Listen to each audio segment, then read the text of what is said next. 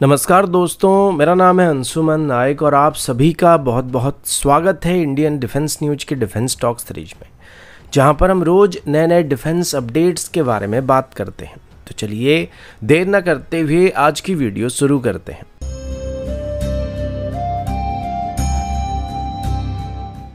आज की पहली अपडेट प्रोजेक्ट 75I को लेके है। अभी तक इस टेंडर में जो सबसे बड़ा कंपटीशन चल रहा था वो स्पेन की नवंतिया और जर्मनी की TKMS के बीच चल रहा था। सेम टाइम पर ये कंपटीशन L&T और मजगांव डॉक लिमिटेड के बीच भी चल रहा है, क्योंकि दोनों ही ओरिजिनल इक्विपमेंट मैन्युफैक्चरर इन्हीं दो इंडियन शिपयार्ड के साथ पार्टनरशिप करके इन सबमरीन को भारत को ऑफर कर रहे हैं। तो आगे चल के इनकी कंस्ट्रक्शन का जिम्मा L&T और मजगांव डॉक लिमिटेड के बीच किसी एक के ऊपर ही होने वाला है। अभी दोनों ही ओरिजिनल इक्विपमेंट मैन्युफैक्चर कंपनी अपनी अपनी सबमरीन को बेहतर से बेहतर बताने की कोशिश कर रहे हैं और अपने ऑफर से इंडियन नेवी को इम्प्रेस करने की कोशिश कर रहे हैं। और सेम टाइम पर अभी इसमें पार्टिसिपेट करने वाले इंडियन शिपयार्ड्स भी अपना अपना ऑफर देना स्टार्ट कर चुके हैं। एक रिसेंट स्टेटमेंट में JD पाटिल, जो कि L&T के CEO और मैनेजिंग डायरेक्टर है, उन्होंने बताया कि अगर मिनिस्ट्री ऑफ डिफेंस और इंडियन नेवी को जरूरत पड़ती है तो L&T एक साथ कई सबमरीन की कंस्ट्रक्शन को स्टार्ट करने के लिए भी तैयार है। यानी कि एक ही समय पर L&T एक से ज़्यादा सबमरीन को मैन्युफैक्चर करने के लिए ऑफर दे रहा है, जिससे नेवी को टेंडर में मेंशन किए गए टाइमलाइन से लगभग आधी समय के अंदर ही सारे सबमरीन को डिलीवर किया जा सकता है। इसके लिए पहले से ही L&T की तरफ से अपनी दो शिपयार्ड्स को रेडी किया जा रहा है, जिसमें से एक कटुआपल्ली शिपयार्ड जो कि चेन्नई के पास ईस्ट कोस्ट में मौजूद और दूसरा हजीरा फैसिलिटी में जो कि वेस्ट कोस्ट पर मौजूद है। तो कुल मिलाकर L&T का कहना है कि अगर उन्हें प्रोजेक्ट 75I टेंडर में सबमरीन को बनाने का मौका मिलता है तो वो इंडियन नेवी को एक ही साथ मल्टीपल सबमरीन को डिलीवर कर सकते हैं। दूसरी तरफ अगर मजगांव डॉक लिमिटेड की बात करें, प्रलय मिसाइल को लेके, जो कि DRDO की तरफ से डेवलप किया गया एक टैक्टिकल बैलिस्टिक मिसाइल है। इनिशियली इसको भारत के लिए डेवलप किया गया था, यानी कि हमारे डोमेस्टिक यूज के लिए डेवलप किया गया था, लेकिन पिछले कुछ सालों से इंडियन डिफेंस सिस्टम की बढ़ रही ग्लोबल डिमांड को देखते हुए DRDO की तरफ से अभी इसे एक्सपोर्ट करने का प्लान भी बनाया जा रहा है। और कुछ महीने पहले ही सुनने को मिला था कि अभी आर्मेनिया की तरफ से प्रलय मिसाइल को खरीदने के लिए भारत के साथ बातचीत किया जा रहा है। लेकिन जैसे कि प्रलय मिसाइल का रेंज 150 किलोमीटर से लेके 500 किलोमीटर तक हो सकता है, यानी कि ये मिसाइल 150 किलोमीटर से लेके 500 किलोमीटर तक स्ट्राइक कर सकता है। तो इस वजह से हम इसे वाइडली एक्सपोर्ट नहीं कर सकते, क्योंकि जो भी देश अभी missile technology control regime group के अंदर शामिल नहीं है, इंटरनेशनल रूल के मुताबिक उनको किसी ऐसे मिसाइल को सप्लाई नहीं किया सकता जिसका रेंज 300 किलोमीटर से ज़्यादा होगा।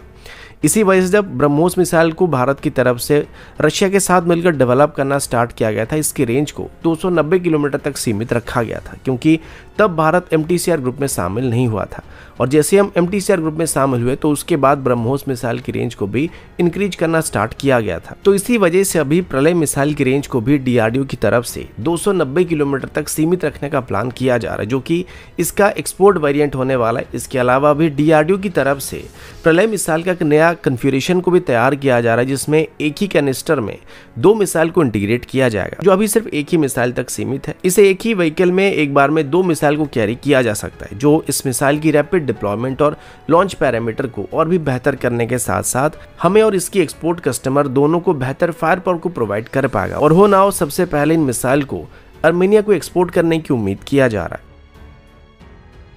अगला अपडेट कावेरी इंजन को लेके, जो कि हमारा पहला indigenous aero engine development programme है। इनिशियली हमारे सभी इंडिजिनस एयरक्राफ्ट में कावेरी इंजन को ही इस्तेमाल करने का प्लान किया गया था और इसकी दो वेरिएंट को बनाने का प्लान किया गया था, लेकिन इनिशियल डेवलपमेंट फेज में हमें सफलता उतना नहीं मिल पाया था, क्योंकि कावेरी इंजन का जो लोअर थ्रस्ट वेरिएंट था, जिसे LCA तेजस में इस्तेमाल करने के लिए डेवलप किया जा रहा था, ये अपनी रिक्वायर्ड पैरामीटर को हासिल करने में सक्षम नहीं हुआ था और इसी वजह से इस प्रोग्राम को बंद करने का फैसला भी किया गया था। इसके बाद DRDO की तरफ से इसकी कोर को अपने दम पर ही मॉडिफाई करना जारी रखा गया था और इसकी ड्राई वेरिएंट को डेवलप करने पर फोकस किया गया था, जिसे तेजस के बदले अब घातक UCAV में इस्तेमाल करने का फैसला किया गया था। लेकिन इन मॉडिफिकेशन की वजह से कावेरी इंजन का कोर परफॉर्मेंस काफ़ी इंप्रूव हुआ था और पिछली बार जब इसको टेस्ट किया गया था, ये 48 किलोन्यूटन तक की थ्रस्ट को जनरेट करने में सक्षम हो गया था, जो कि हमारी उम्मीद से 2 किलोन्यूटन ज़्यादा था। उसके बाद फिर से कावेरी इंजन की फुल स्केल वेरिएंट को बनाने का प्लान किया जाने लगा और बताया गया कि अगर इसकी कोर को 50 किलोटन तक की थ्रस्ट को जनरेट करने के लिए मॉडिफाई कर दिया जाएगा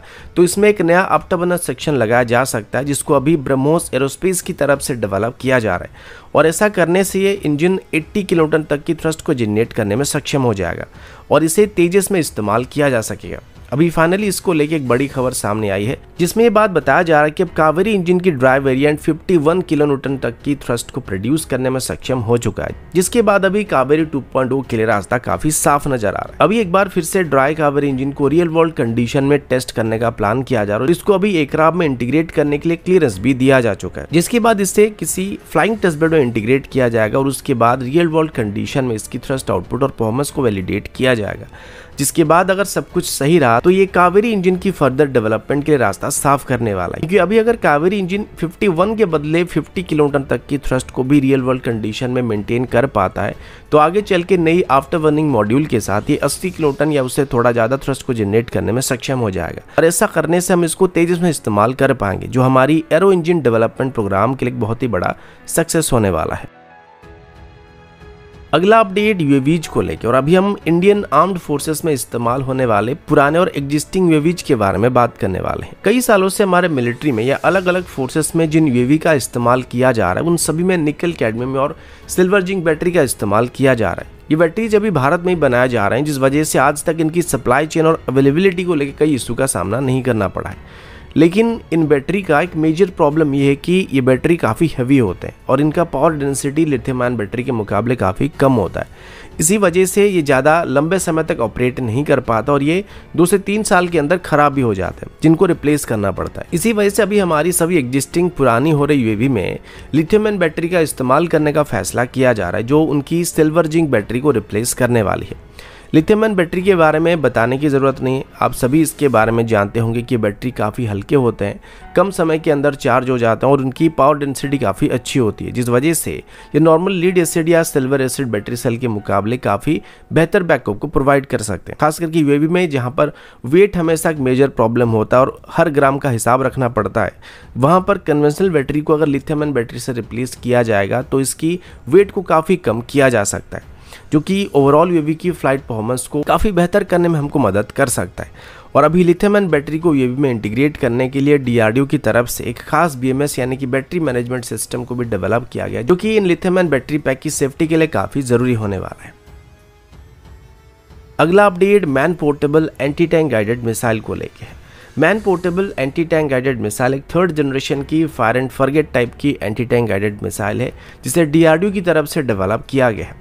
जो ट्राइपॉड से डिप्लॉय किया जा सकता है और इसका मैक्सिमम ऑपरेशनल रेंज 2.5 किलोमीटर तक है। इस मिसाइल सिस्टम की सबसे खास बात इसका फायर एंड फॉरगेट कैपेबिलिटी है, जिसमें एक बार लॉन्च होने के बाद मिसाइल अपने टारगेट को खुद ही ट्रैक करके हिट करता है। ये फीचर कॉम्बैट एफिशिएंसी को बेहतर करने के साथ साथ ऑपरेटर की सेफ्टी को भी काफ़ी इंप्रूव करता है, क्योंकि ऑपरेटर को मिसाइल को गाइड करने की जरूरत नहीं पड़ती है, जिस वजह से वो फायर करने के बाद आराम से कहीं पे छुप सकता है। इंडियन आर्मी को ऐसे काफ़ी सारे सिस्टम की ज़रूरत है और अभी हम मोस्टली इसके लिए दूसरे देशों के ऊपर डिपेंड कर रहे थे, तो इसी वजह से डीआरडीओ की तरफ से एक indigenous man portable anti tank guided missile को डेवलप करना स्टार्ट किया गया था। रिसेंटली इस मिसाइल की डेवलपमेंट टेस्ट को क्लियर करने के बाद अभी शायद इसकी यूजर ट्रायल को करने का प्लान किया जा रहा है। इसी के चलते अभी इन सिस्टम को मैन्युफैक्चर करने के लिए हैदराबाद बेस्ड एक कंपनी अपोलो माइक्रो सिस्टम के साथ एक कॉन्ट्रैक्ट को साइन किया जा चुका है। अभी के लिए इस कॉन्ट्रैक्ट के अंदर इन मिसाइल सिस्टम की 10 सेट को मैन्युफैक्चर किया जाने वाला है, जिनको इंडियन आर्मी को यूजर ट्रायल के लिए ऑफर किया जा सकता है।